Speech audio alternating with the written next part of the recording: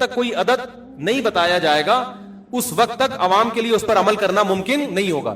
اسی وجہ سے چاروں اماموں کا اجماع ہے جو تابعین تبع تابعین کے دور میں تھے کہ کم سے کم کتنی رکعتیں ہیں؟ 20. 3 امام کہتے ہیں 20 رکعتیں اور امام مالک کہتے ہیں 36 رکعتیں. تو اب یہ عدد متعین کیے بغیر چلنا ممکن نہیں ہے. تو چونکہ فقہا دین کو زیادہ سمجھتے ہیں نا, انہوں نے عدد متعین کیا ہے. اور ویسے بھی تراویح خلاف قیاس ہے.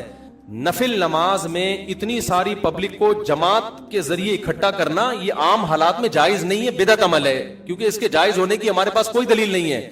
یہی وجہ ہے کہ رمضان عید کا چاند نظر آتے ہی تراویح غائب ہو جاتی ہے. اگر یہ عام نوافل کی طرح جماعت کے ساتھ جائز ہوتی تو امام صاحب کہتے یار ہم نے پورے رمضان نوافل پڑھے جماعت سے تو اب حرام تھوڑی ہو گئے, چلو آج دوبارہ پڑھ لیتے ہیں. نہ ان کو منع کیا جائے گا. کیوں؟ نبی صلی اللہ علیہ وسلم سے ثابت نہیں ہے. تو عدد بھی متعین ہے اور دن بھی متعین ہے. جیسے اگر یہ تہجد ہے تو تہجد کے تو دن بھی متعین نہیں, عدد بھی متعین نہیں ہے. تہجد تو پورے سال ہے. تو جیسے رمضان کی یہ جو تراویح ہے نا اس کے دن متعین ہے کہ صرف رمضان کی راتوں میں ہی ہوگی, اور کیفیت بھی متعین ہے کہ جماعت سے ہوگی مسجدوں میں, تو اسی طرح یہ کہنا کہ عدد متعین نہیں ہے یہ عقل سے بالاتر ہے. حضرت عمر نے یا تو 20 رکعتیں شروع کی تھی یا 8, کیونکہ 2 ہی روایتیں ملتی ہیں حضرت عمر سے, 8 والی بھی ملتی ہے 20 والی بھی. ہم کہتے ہیں اس 8 والی پر پوری روئے زمین میں کہیں بھی عمل نہیں ہوا, اور اس 8 کی سند میں اضطراب ہونے کی وجہ سے ضعیف بھی ہے. بڑے بڑے محدثین نے اس کو ضعیف قرار دیا ہے. جو اسکالرز یوٹیوب پہ آ کے یہ کہتے ہیں نا کہ بالاتفاق صحیح ہے, خدا کی قسم جھوٹ بولتے ہیں. وہ اتنے دھٹلے سے آج کل جھوٹ بولا جاتا ہے نا سوسائٹی میں کہ لوگ اس کو سچ سمجھنا شروع کر دیتے ہیں اور پھر چیلنج کرتے ہیں کوئی یہ گولڈن سند ہے, کوئی 8 رکعت والی حدیث کو ضعیف نہیں ثابت کر سکتا. ہم جب کہتے ہیں کہ ہم جب حوالے پیش کرتے ہیں, میری آڈیو بیان ہے اس کو پورے میں نے حوالے پیش کیے ہیں کہ کتنے لوگوں نے اس کو مسترب کہہ کے, مسترب حدیث بھی ضعیف ہوتی ہے, اس کو رد کیا ہے, تو اس کا جواب ہی پی جاتے ہیں. وہ چیلنج ان کے چل رہے ہیں, لوگ ان کے حوالوں سے متاثر ہیں.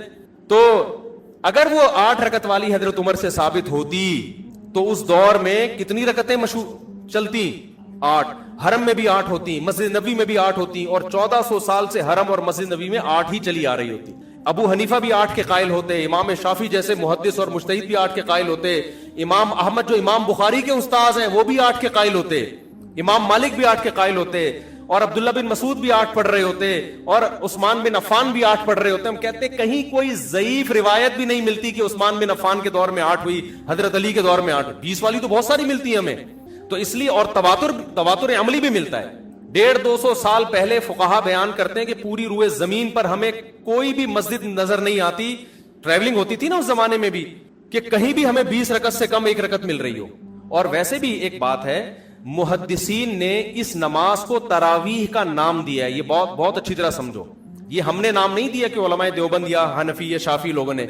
اس نماز کو تراویح کا نام کس نے دیا؟ بولو, محدثین نے. اس پہ باب جو باندھا جاتا ہے نا تراویح کا, یہ میں اور آپ نہیں, کون؟ محدثین. اب تراویح کا جو لفظ ہے نا وہ 8 رکعتوں پہ فٹ ہی نہیں بیٹھتا ہے, کیونکہ امام بہقی حدیث لے کر آئے ہیں, روایت لے کر آئے ہیں.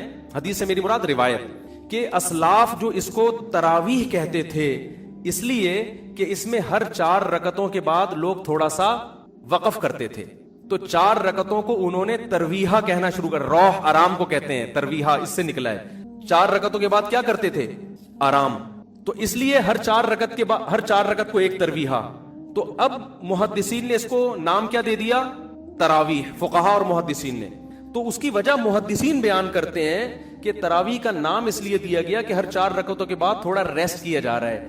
اب مجھے بتاؤ, یہ جو عربی لغت میں نا ایک ترویحہ 4 رکعت اور تراویح جمع اقصا ہے. عربی میں جمع کے لیے کم سے کم 3 فرد ہونا ضروری ہے.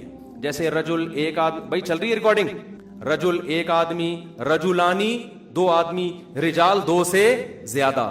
تو تراویح 2 ترویحوں سے زیادہ, 2 ترویحیں بنتے ہیں 8 رکعتیں, اور تراویح بنتی 8 سے زیادہ. کتنی زیادہ یہ اس میں سب آ سکتا ہے. تو 8 رکعتوں پہ تو تراویح کا لفظ فٹ ہی نہیں بیٹھتا, تو محدثین اس کو تراویح کیسے کہیں گے, اور تراویح کے باب کیوں باندھیں گے؟ اس زمانے میں اگر 8 رکعتیں ہو رہی ہوتی محدثین کے دور میں تو اس کو ترویحتین کہا کہتے نا, وہ تراویح سے تعبیر نہ کرتے. سمجھتے ہو کہ نہیں سمجھتے؟ اور تراویح ہے بھی جمع اقصا.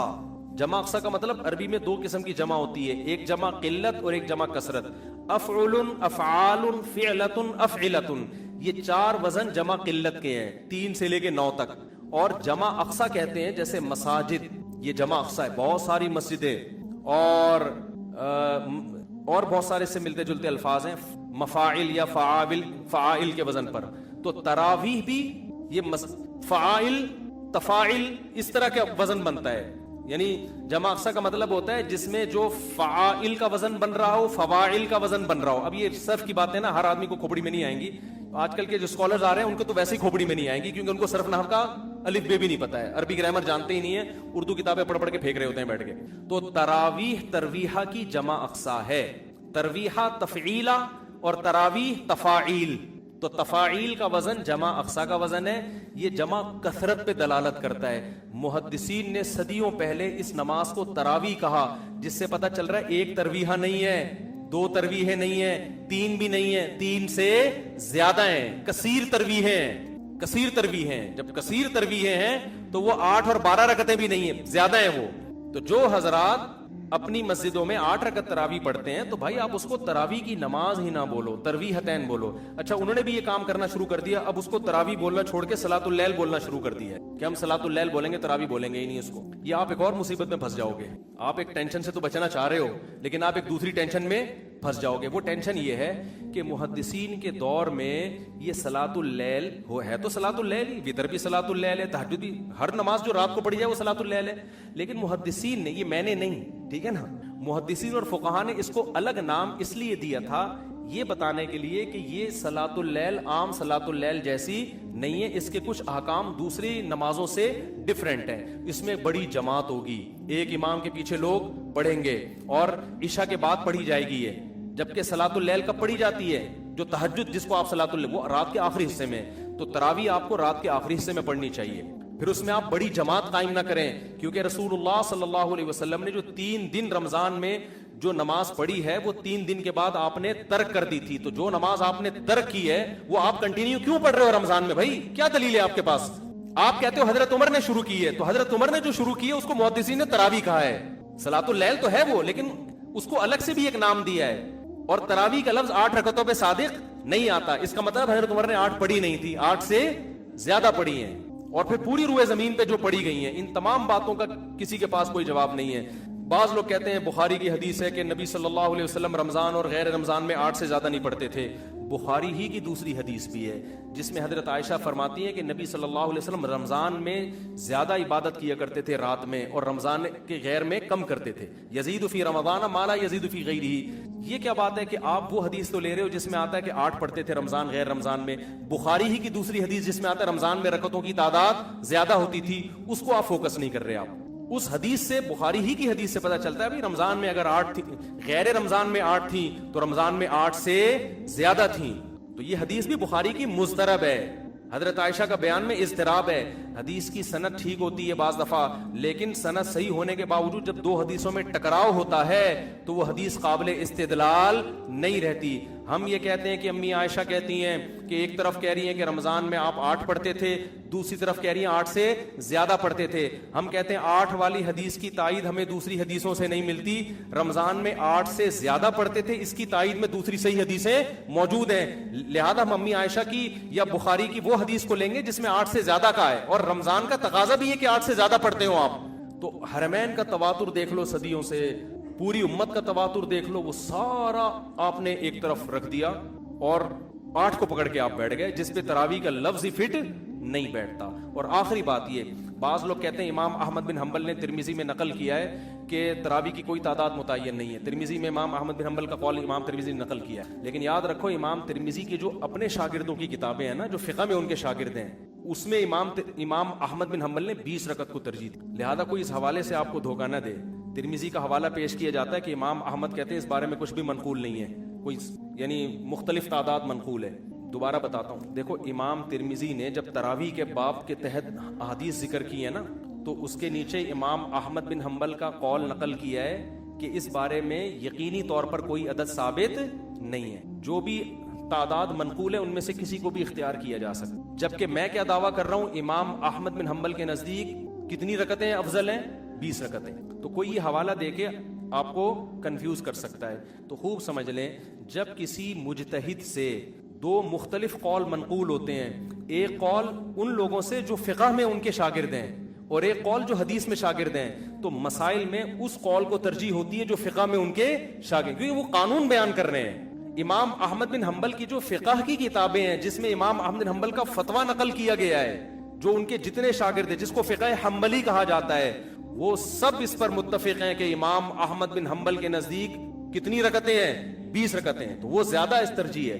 دوسری بات یہ کہ امام ترمذی نے جو امام احمد بن حنبل کا قول نقل کیا کہ ان کی نظر میں کوئی تعداد متعین نہیں ہے، اس سے بھی 8 پھر بھی مراد نہیں ہے، کیونکہ امام ترمذی نے جو روایت پیش کی 16 رکعتوں والی، 20 رکعتوں والی اور 20 سے بھی زیادہ رکعتوں والی، تو وہ ان میں ترجیح دے رہے ہیں کہ یہ سب ثابت ہے. 8 کی امام ترمذی نے کوئی حدیث نقل کی نہیں ہے، تو 8 تو پھر بھی امام احمد حنبل کے 8 کا تو امام احمد حنبل تذکرہ ہی نہیں کر رہے ہیں. نہیں آ رہی بات میرا خیال ہے. تو یہ ایک خالصتاً علمی ٹاپک ہے. میرا اس پر ایک آڈیو بیان موجود ہے تراویح، پوری سندیں پڑھ کے میں نے اس کی تحقیق کی ہے. اور یہ بھی یاد رکھو آج کل بعض اسکالرز گڑبڑ یہ کرتے ہیں، یہ بہت ہو رہا ہے یوٹیوب پہ، یہ منجن بہت بک رہا ہے. ایک حدیث ہوگی، بیان کرنے والا بھی صحابی ایک، اس سے بھی نقل کرنے والا ایک، وہ حدیث مختلف کتابوں میں ہے. تو پتہ ہے کیا کہتے ہیں؟ 6 حدیثیں اس بارے میں کتنی حدیثیں ہیں؟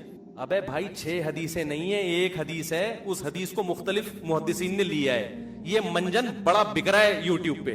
پھر وہ حوالے دیتے ہیں، بخاری میں بھی حدیث نمبر فلاں فلاں فلاں، اس میں بھی یہ ہے، مسلم میں حدیث نمبر فلاں فلاں فلاں، مشکات میں حدیث. حالانکہ مشکات میں تو حوالہ دینے کی ضرورت ہی نہیں ہے، کیونکہ مشکات تو بخاری سے لے رہی ہے. یہ منجن بک رہا ہے یوٹیوب پہ. اور بڑے مشہور اسکالر ہیں، میں نام نہیں لیتا، آج کل بہت سارے اسکالر یہ کام کر رہے ہیں. میں دوبارہ بتاتا ہوں کرتے کیا ہیں. جو اپنے مسلک کی تائید میں جب حدیث پیش کریں گے نا، حدیث صرف ایک ہوگی اور اس کے مخالف درجنوں حدیثیں ہوں گی. لیکن وہ منجن کیسے بکے گا؟ عوام تو سامنے بیچاری پڑھی لکھی ہوتی نہیں دینی اعتبار سے. وہ منجن ایسے دکھتا ہے کہ یہ حدیث بخاری میں حدیث نمبر فلاں فلاں فلاں فلاں، مسلم میں حدیث نمبر فلاں فلاں فلاں، اس میں بھی ہے، ترمذی میں حدیث نمبر فلاں فلاں فلاں. ابے یار یہ تو چل رہا ہے نا، اس کو آگے لے آئیں. ترمذی میں حدیث نمبر فلاں فلاں فلاں. آدمی کہتا ہے یار اتنی ساری حدیثیں، اور یہ مولویوں کو کیا ہو گیا؟ پھر آپ کہتے ہیں مشکات میں حدیث نمبر فلاں. حالانکہ مشکات مستقل حدیث کی کتاب نہیں ہے، وہ یا تو بخاری سے لے رہی ہوگی یا مسلم سے یا اور کسی کتاب سے. تو جب بخاری کا حوالہ دے دیا تو کم وقت مشکات کا حوالہ کیوں دے رہا ہے؟ ٹھیک ہے نا. یہ ایسے ہی ہے جیسے میں کہوں کہ یہ حدیث بخاری میں فلاں اور ریاض الصالحین میں فلاں صفحے پر، تو ریاض الصالحین نے تو بخاری سے ہی لیا ہے نا. یہ منجن بک رہے ہیں اور حدیث صرف ایک ہی ہے، وہ نقل کرنے تو وہ درجنوں حدیثیں نہیں کہلائیں گی، وہ ایک حدیث کہلائے گی. زیادہ حدیثیں جب کہلائیں گی کہ کم سے کم ایک سے زیادہ صحابی اس کو نقل کر رہے ہوں، یا کم از کم صحابی کے تو 2-4 شاگرد نقل کر رہے ہوں نا. تو یہ منجن آج کل بک رہا ہے، لوگ بھرم میں آتے ہیں. میں نے جب تراویح پر بیان ریکارڈ کروایا نا، آڈیو بیان ہے، پوری سندیں پڑھ کے، اس میں ایک صاحب نے دعویٰ کیا تھا کہ 8 رکعت تراویح پہ 8 حدیثیں ہیں. حالانکہ 2 حدیثوں کو کیا بنا کے پیش کر دیا تھا. ایک بخاری والی حدیث جس میں آتا ہے کہ نبی رمضان غیر رمضان میں 8 پڑھتے تھے، جس کا تراویح سے تعلق ہی نہیں ہے. دوسری حدیث حضرت عمر سے، وہ بھی ایک ہی حدیث تھی، اس کو گھما کے کتنے 7 حدیثیں بنا کے پیش کی ہے. تو یہ منجن مارکیٹ میں بک رہے ہیں. ملتے جلتے ناموں سے دھوکہ نہ کھائیں. دیکھو دین قرآن و سنت کا نام ہے، اور قرآن و سنت کی وہ فہم جو ائمہ اربعہ نے جس کو سمجھا نا، اسلاف نے جس کو سمجھا، وہ فہم کو آج کے اسکالرز پہ آپ ترجیح دو. چاہے وہ سعودیہ کا اسکالر ہو، چاہے وہ دبئی کا ہو، چاہے وہ پاکستان کا ہو. آج کے اسکالرز پہ اعتماد نہیں کیا جا سکتا. لوگ کہتے ہیں مکہ کے اسکالر نے فتویٰ دیا ہے. بھائی مکہ کے اسکالر میں بھی دونوں طرح کے لوگ ہیں. وہاں بھی ایسے لوگ بھی ہیں جو مضبوط علم والے لوگ ہیں، اور ایسے لوگ بھی ہیں جو سرکاری ٹائپ کے ہیں، گورنمنٹ جو کہہ رہی ہے وہ فتویٰ دے رہے ہیں. ابھی تو وہاں تو خلا اتنا آسان ہو گیا سعودی عرب میں، لیکن اس میں بھی آپ کو فتویٰ مل جائے گا کہ وہ صحیح ہے. تو تحقیق کہاں ہو رہی ہے؟ تو ابھی تو حکومتوں کے بڑے اثرات ہیں. یہ تو پاکستان بچا ہوا ہے، یہاں کے علماء ابھی بھی بہت حد تک حکومت کے دباؤ سے بچے ہوئے ہیں. لہذا یہاں غلط اسکالر بھی بھرپور ملیں گے، صحیح اسکالر بھی بھرپور ملیں گے. لیکن یہ میں آپ کو بتا دوں کہ جب تک پراپر وے میں انسان علم حاصل نہیں کرتا اور اپنے علم کو اسلاف سے جوڑتا نہیں ہے، صرف اپنی کھوپڑی استعمال کر کے لوگوں کو گائیڈ کرے گا، تو وہ غلط گائیڈنس کی طرف لے جائے گا، وہ لوگوں کو صحیح رہنمائی نہیں کرے گا. یہ بڑا مسئلہ ہے آج کل. تو آپ اپنے علم کو اسلاف سے جوڑیں اور دیکھیں ماضی کے فقہا کیا کہتے تھے. ان میں غلطی کا امکان کم ہے. آج کل لوگوں میں غلطی کا امکان زیادہ ہے، کیونکہ علم اٹھ رہا ہے، علم پھیل نہیں رہا. حدیث میں آتا ہے قرب قیامت میں علم اٹھے گا. ظاہر ہے اس سے سائنس اور ٹیکنالوجی کا علم مراد نہیں ہے، وہ تو پھیل رہا ہے. اس سے دین کا علم مراد ہے. اور اسکالرز آ کے آج کیا بات کرتے ہیں؟ آج جو نالج لوگوں کے پاس ہے وہ پہلے نہیں تھی. بھائی آپ تو حدیث کے خلاف بات کر رہے ہو. حدیث سے پتہ چلتا ہے کہ آج نالج کم ہو رہی ہے، پہلے دین کی نالج زیادہ تھی. बहुत हो गया मेरे भाई। वो लोग जो कहते थे उसको आपको सवाल पूछने, जी जी क्या कह रहे हैं? मैंने हुजूर सल्लल्लाहु अलैहि वसल्लम ने जो 3 दिन तरावी पढ़ी है उसमें हमारे पास कोई सही हदीस नहीं है कि कितनी रकतें पढ़ी हैं। समझ रहे? कुछ मिलता नहीं है हमें। हजरत उमर के अमल और सहाबा के अमल और तबातुर अमली, इससे पता चलता है कि वो 20 पढ़ी थी, क्योंकि हजरत उमर बिदती नहीं हो सकते। मैं इसकी एक मिसाल देता हूं। देखो, नबी सल्लल्लाहु अलैहि वसल्लम से ये साबित नहीं है कि अल्लाह के नबी ने औरतों को सफा मरवा पे दौड़ने से मना किया हो। कहीं भी ये हदीस में साबित बोलो नहीं है, कहीं भी साबित नहीं है। बल्कि नबी ने फरमाया ऐसे हज करो जैसे मैंने किया, और नबी का दौड़ना साबित है, चलना नहीं है, वहां जो ग्रीन पट्टी पे ना। लेकिन हम अमली तवातुर क्या देखते हैं? औरतें हमेशा से चल रही हैं, दौड़ी नहीं है। तो ये इजमा है, उम्मत गुमराही पे जमा नहीं हो सकती। अमली बहुत सारी चीजें अमली तवातुर से साबित हैं। इसी तरह औरतें आहिस्ता आवाज से लब्बैक कहेंगी, किसी हदीस से साबित नहीं है कि नबी ने औरत को कहा आहिस्ता लब्बैक कह। ये अमली बोलो तवातुर, सदियों तक ऐसा ही है। इसी तरह औरतें सिमट के नमाज पढ़ेंगी, चारों मजाहिब इस पे मुत्तफिक हैं। हमेशा से सऊदिया गैर सऊदिया में यही फतवा चला आ रहा है कि औरतें सिमट के नमाज, ये अमली तवातुर है। इसी तरह रुकू से उठने के बाद आप हाथ छोड़ के खड़े होगे, हाथ बांधोगे नहीं, ये क्या है? अमली तवातुर है। हदीस में नहीं मिलता कि हाथ बांधने हैं कि छोड़ने हैं। अब मेरी बात गौर से सुने, अब हुआ क्या है? शेख बिन बाज रहमहुल्लाह सऊदिया के मुफ्ती आजम, उन्होंने फतवा दिया कि रुकू के बाद हाथ बांधे जाएंगे। उनसे पूछा गया इसकी दलील क्या है? उन्होंने दलील पेश की कि हदीस में क़याम में हाथ बांधने का जिक्र है, तो रुकू के बाद जब हम खड़े होते हैं ये भी तो क़याम ही है ना। अल्लामा अलबानी ने इस पे रद्द किया। उन्होंने बोले तो उम्मत का अमली तवातुर है हाथ छोड़ना, ये तो इजमा है, आप इस इजमा के खिलाफ कैसे जा रहे हैं? अलबानी ने फतवा दिया नहीं, हाथ छोड़ा जाएगा। बात समझ में आ रही है? उन्होंने क्या कहा? बिन बाज की हदीस कि भाई आप ऐसी हदीस बयान कर रहे हो जो अमली तवातुर के खिलाफ है, उम्मत गुमराही पे जमा नहीं हो सकती। लेकिन बिन बाज उसी राय पे कायम रहे। उससे पहले लोग हाथ छोड़ के ही नमाज पढ़ते थे, यानी जब रुकू के बाद। अब आपने सऊदिया में देखा कुछ हाथ छोड़ बांध रहे हैं, कुछ हाथ छोड़ रहे हैं। हम बचपन में जितने अहले हदीसों को देखते थे कौमे में सब हाथ छोड़ते थे, लेकिन अब आपको कुछ अहले हदीस हाथ बांधते हुए नजर आएंगे बिन बाज के फतवे के बाद। तो क्या है? इजमा एक चीज पर हो गया, अब उसके क्या चल रहे हैं आप? अगेंस्ट। जबकि हदीस में आता है ला तजतमीउ उम्मती अला ज़लाला, मेरी उम्मत गुमराही पे जमा नहीं हो सकती। आगे चलते हैं हम। बिन बाज ने फतवा दिया हाथ बांधे जाएंगे, अलबानी ने कहा नहीं बांधे जाएंगे। अलबानी रहमहुल्लाह ने दलील क्या दी? उम्मत का तवातुर। यही काम अलबानी ने भी कर लिया। अलबानी ने फतवा दिया, नासिर अलबानी रहमहुल्लाह ने, कि औरतें सफा मरवा पे दौड़ेंगी, चलेंगी नहीं। आई बात समझ में? हदीस पेश की, भाई नबी ने फरमाया जैसे मैंने हज किया ऐसे करो, और इसके मुकाबले में कोई हदीस मिलती नहीं हमें। हजरत आयशा के एक असर है कि चलो दौड़ो नहीं, वो असर भी ज़ईफ है। अलबानी ने कहा ये अगर सही भी हो जाए तो हमने नबी को फॉलो करना है, हजरत आयशा के कौल को फॉलो नहीं करना। वो भी सलफी आलिम थे ना अलबानी, उन्होंने फतवा दे दिया, हवाला मौजूद है मेरे पास। तो शेख सालेह अल उसैमीन जो बिन बाज के हम असर उलमा में से थे, सलफी आलिम, उन्होंने वही दलील दी जो अलबानी ने बिन बाज के खिलाफ दलील दी। उन्होंने कहा ये तो इजमा है भाई, सदियों से चला आ रहा है कि औरतें चलती हैं, दौड़ती बोलो नहीं है। ये सब तवातुर अमली के कायल हैं, लेकिन जब इनके खिलाफ जाता है ना वो तवातुर, फिर हदीसों का सहारा लेते हैं। बिल्कुल यही काम तरावी के साथ हुआ है, बिल्कुल 3 तलाकों के साथ भी यही काम हुआ है। 7वीं सदी हिजरी तक पूरी उम्मत मुत्तफिक थी कि 3 तलाक़ें 3 होती हैं। इब्ने तैमिया रहमहुल्लाह ने फतवा दिया कि 1 होती है, उस पर बहुत दलाइल दिए। फिर उन्हीं के शागिर्द इब्ने क़य्यिम ने भी उसी को फॉलो किया, उनके शागिर्द इब्ने रजब हम्बली ने भी उसी को फॉलो किया। बाद में इब्ने रजब हम्बली ने कहा भाई ये तो इजमाए उम्मत के खिलाफ है। उन्होंने रुजू भी किया और कहा कि ये इजमाए उम्मत के खिलाफ है, किसी सहाबी से भी ज़ईफ़ हदीस से भी साबित नहीं है कि 3 1 होती हैं।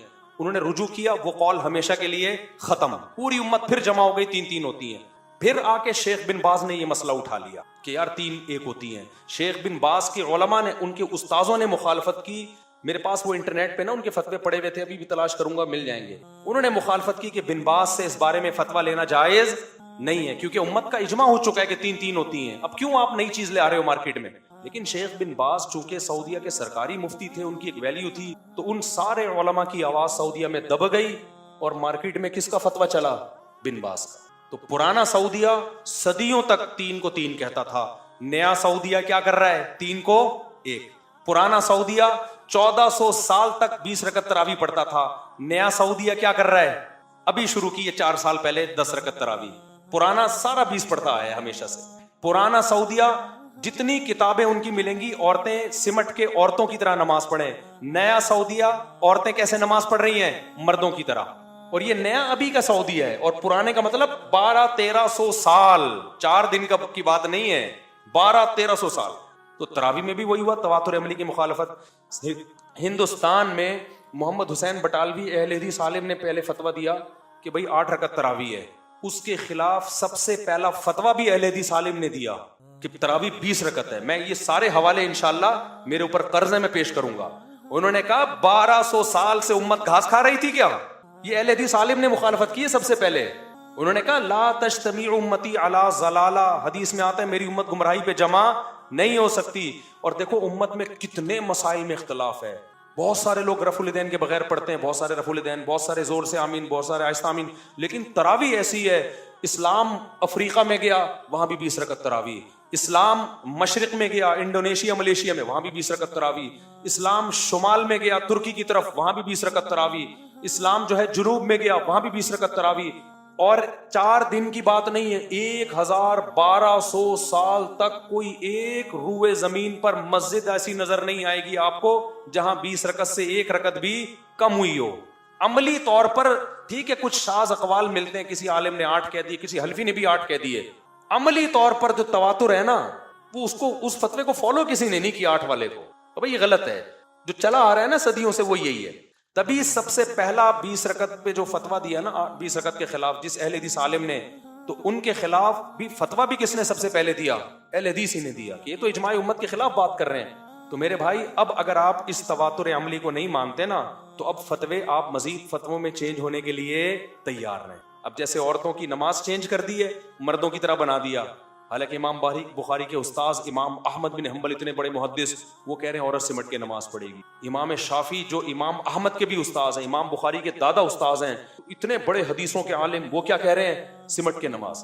مولوی اسحاق ایک اہل حدیث عالم تھے نا, انہوں نے بھی اس پہ بہت اچھی بات کی ہے. انہوں نے کہا یہ جب عورت کے مردوں کی طرح نماز پڑھنے کا ہندوستان میں فتویٰ آیا نا اہل حدیث کی طرف سے, تو اس فتوے کی مخالفت بھی اہل حدیث ہی نے کی ہے کہ ابھی تو کہاں سے لے آیا نئی چیز مارکیٹ میں, صحیح ہے نا. لیکن چونکہ سعودیہ کے علماء جو سلفی علماء انہوں نے اس اجماع کی مخالفت کی, تو سعودیہ کی ایک بہرحال ایک نام ہے حرم کا, لوگوں نے سمجھا کہ اہل حدیث تو سعودیہ کو فالو کر رہے ہیں اور یہ ہندوستان پاکستان کے علماء تو بدعتی ہیں. حالانکہ ہندوستان پاکستان کے علماء سعودیہ کے جو اصل مشائخ ہیں ان کو فالو کر رہے تھے, آج کے سعودیوں کو نہیں. جو مکہ مدینہ اوریجنل ہے اس کو فالو کر رہے تھے. سمجھتے ہو کہ نہیں سمجھتے؟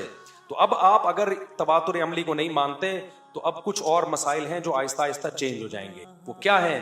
دیکھنا فتویٰ آ گیا البانی کا کہ عورتیں دوڑیں گی چلیں گی نہیں. انہوں نے کہا حضرت حاجرہ تو دوڑی تھی, ابھی تو یہ فتویٰ مارکیٹ میں چلا نہیں ہے, لیکن نئے نئے اسکالرز آئیں گے اور اس کو پھیلائیں گے اور یہ مسئلہ اجماعی کے بعد اختلافی بولو بن جائے. یہ مسئلہ بھی اختلافی ہو جائے گا. بھئی اختلاف ہے, کچھ کہتے ہیں چلیں گے تو, اور خواتین کو شوق تو ہے مردوں کی مشابہت کا, دے دنادن. اب ہم بتاتے رہیں گے تواتر عملی کے خلاف. کہہ رہے بخاری میں دکھاؤ, یہ تواتر عملی کہاں سے نکال لیا؟ لوگ ہم سے ہی کہیں گے ابے بخاری میں دکھا عورت چلے گی دوڑے گی نہیں, بخاری میں دکھاؤ, مسلم میں دکھاؤ. اور پھر بولیں گے حنفیوں کا بنایا ہوا مسئلہ ہے. حالانکہ حنفیوں کا نہیں ہے, پوری امت کا اجماع ہے. جی ٹی وی میں مجھ سے ایک سوال پوچھا انٹرویو کے دوران کہ قرآن و حدیث تو کہتے ہیں 3 طلاق ایک ہوتی ہے, حنفی کیا کہتے ہیں؟ میں نے کہا قرآن حدیث کہتے ہیں 3 ہوتی ہے, اس لیے حنفی بھی کہتے ہیں کہ 3 ہوتی ہے, اور شافی بھی کہتے ہیں کہ 3 ہوتی ہے, مالکیہ بھی کہتے ہیں 3 ہوتی ہے, حنابلہ بھی کہتے ہیں 3 ہوتی ہے. میں نے کہا سوال صحیح تمیز سے کیا کریں بھائی. انہوں نے اڑا دیا پورا سوال ہی, سوال نہ جواب. تو ہم اجماع امت کے قائل ہیں میرے بھائی. امت میں توڑ ہم پیدا نہیں کر رہے جو 8 کو غلط کر رہے ہیں, توڑ انہوں نے پیدا کیا جب 20 پر امت جمع ہو گئی تھی. آپ نے ایک نیا شوشہ چھوڑ کے امت کو ٹینشن میں کیوں ڈالا؟ اور اگر آپ 8 کے قائل ہو تو آپ نے رمضان اور غیر رمضان میں کوئی فرق نہیں چھوڑا. پھر جو رمضان میں قیام رمضان اتنی ساری حدیثیں ہیں, اس کا مطلب یہ الگ سے کوئی قیام ہے جو کس کے ساتھ خاص ہے؟ رمضان کے ساتھ.